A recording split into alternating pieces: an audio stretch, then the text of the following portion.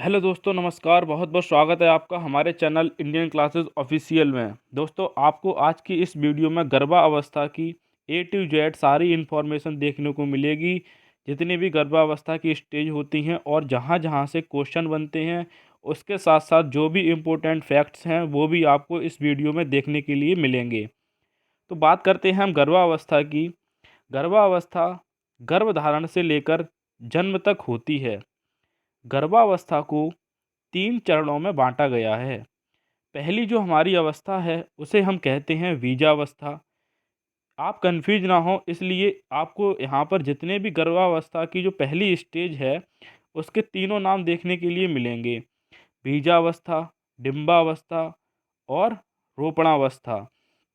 अगर इन तीनों में से कोई भी नाम आता है तो आपको यह समझ जाना चाहिए कि यह बीजावस्था यानी कि जर्मिनल ओवम स्टेज के नाम हैं। यह अवस्था 0 से 2 सप्ताह तक रहती है। इस अवस्था में बालक की आकृति एक बीज के समान होती है और अंडानुमा होती है। इसे युक्ता या जायगोट कहते हैं। आप जायगोट ध्यान रखें तो ज़्यादा बेटर है, क्योंकि जायगोट ज़्यादा आसान है युक्ता की अपेक्षा पढ़ने में। तो इसे हम क्या कहते हैं? जायगोट कहते हैं। एक जो पदार्थ होता है यौक नामक पदार्थ, यौक नामक पदार्थ को बालक आहार के रूप में ग्रहण करता है। अगर क्वेश्चन पूछा जाता है कि बीजावस्था में जो जायगोट होता है उसे कौन सा आहार मिलता है, कैसे विकसित होता है, वह यौक नामक जो पदार्थ है बालक आहार के रूप में ग्रहण करता है। लगभग 15 दिन में यौक एवं जायगोट समाप्त हो जाते हैं। वह गर्भाशय की दीवार से चिपक जाता है तथा माँ के शरीर से आहार ग्रहण करता है और बालक की भ्रूणावस्था प्रारंभ हो जाती है। दोस्तों, यहाँ पे बीजावस्था समाप्त होती है। यह होती है 2 सप्ताह तक यानी कि 14 दिन तक। उसके बाद जो हमारी दूसरी स्टेज शुरू होती है उसे हम कहते हैं भ्रूणावस्था या एम्ब्रियो स्टेज। इसके और क्या क्या नाम है? भ्रूणीय अवस्था भी इसे कह देते हैं और पिंडावस्था भी इसे ही कहते हैं। यह अवस्था 2 सप्ताह से लेकर यानी कि और दूसरे माह के अंत तक, यानी कि वह अवस्था खत्म हुई दूसरे सप्ताह में, फिर यह दूसरे सप्ताह से प्रारंभ होती है और दूसरे माह के अंत तक रहती है। अर्थात यह अवस्था जो है वो 8 सप्ताह तक रहती है। ध्यान रहे, यह अवस्था 8 सप्ताह तक रहती है, जिससे शिशु का विकास सर्वाधिक तीव्र गति से होता है। मतलब इस अवस्था में जो है ना, शिशु का जो विकास है वो सर्वाधिक तीव्र गति से होता है। इसी अवस्था में शिशु की श्वसन नली की शाखाएं, फेफड़े, यकृत, अग्नाशय, थायराइड ग्रंथि, लार ग्रंथि आदि ग्रंथियों का निर्माण शुरू हो जाता है। इस अवस्था में 3 परतों द्वारा बालक के शरीर का निर्माण होता है। दोस्तों, वह जो परतें होती हैं वो कौन कौन सी होती हैं आपने यह पढ़ भी रखी होंगी पहले। एक्टोडर्म, मीसोडर्म और एंडोडर्म, यानी कि वह स्तर, मध्य स्तर और अंत स्तर। वह स्तर में इसे बाहरी परत भी कहते हैं एवं इसमें त्वचा, बाल, नाखून, दांत आदि अंगों का निर्माण होता है। और जो मीसोडर्म यानी कि मध्य स्तर, इसमें बालक के शरीर के भीतरी भाग यानी कि मांसपेशियों का निर्माण होता है। अंत स्तर यानी कि एंडोडर्म, इसमें बालक की पाचन प्रणाली, फेफड़े, लीवर, हृदय इत्यादि अंगों का निर्माण होता है। उसके बाद जो हमारा तीसरा पॉइंट है यानी कि तीसरी अवस्था है, वह अवस्था है हमारी गर्भस्थ शिशु की अवस्था यानी फेटल स्टेज।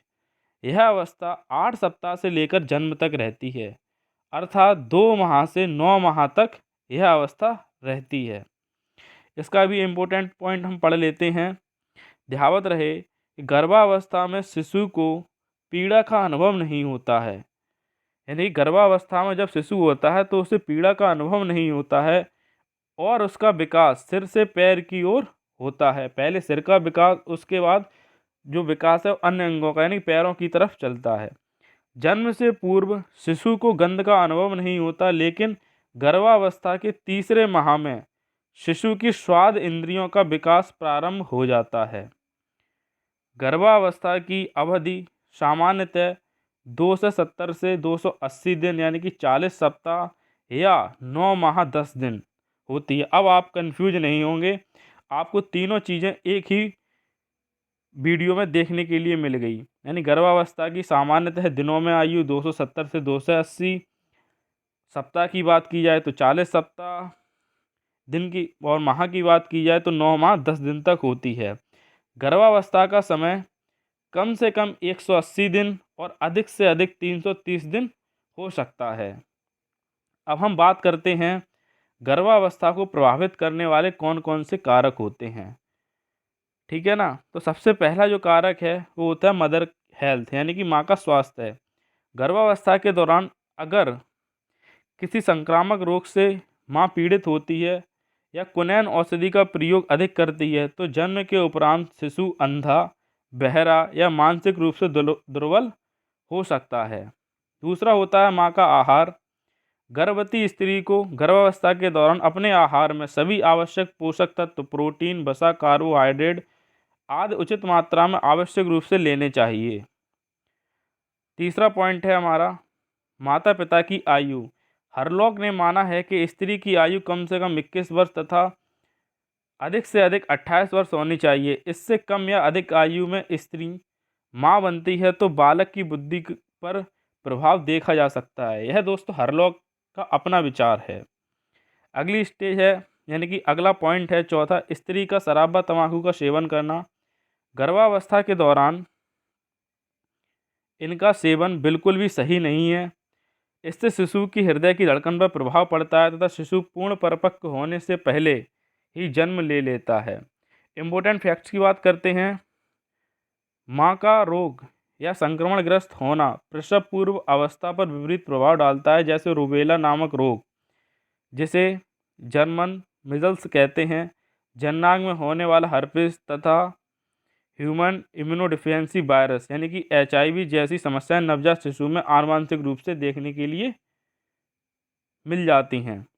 ये था दोस्तों हमारे गर्भावस्था के जितने भी इम्पोर्टेंट पॉइंट्स थे और इसके साथ साथ इस पर क्या क्या प्रभाव पड़ता है इसकी हमने बात की। दोस्तों अगर आपको वीडियो अच्छी लगी हो तो इसे लाइक करें, चैनल को सब्सक्राइब करें। आप इसका स्क्रीनशॉट भी ले सकते हैं। मिलते हैं नेक्स्ट वीडियो में। अगली वीडियो में हम बात करेंगे बाल्यावस्था की। तब तक के लिए जय हिंद, वंदे मातरम। Thank you.